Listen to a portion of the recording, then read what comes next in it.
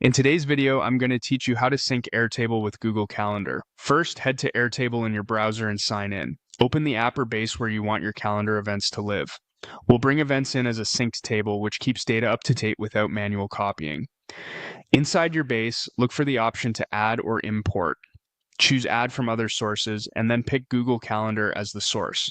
If you've never connected Google Calendar to Airtable in this workspace, you'll be prompted to select an account. Click Connect New Google Calendar Account. A Google sign-in window will appear. Choose the Google account that owns or has access to the calendar you want to sync, then click Continue.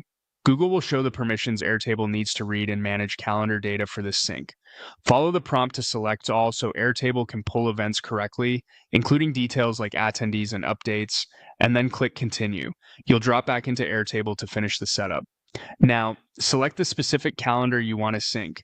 If you have multiple calendars, like a primary calendar, team calendars, or shared project calendars, make sure you pick the exact one that contains the events you care about.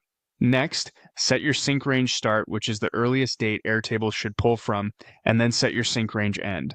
A tighter window speeds up syncing and keeps your table focused. A broader window captures more history and future events. When those look right, click Next. You'll see field options for what to bring into Airtable. Choose the fields to sync.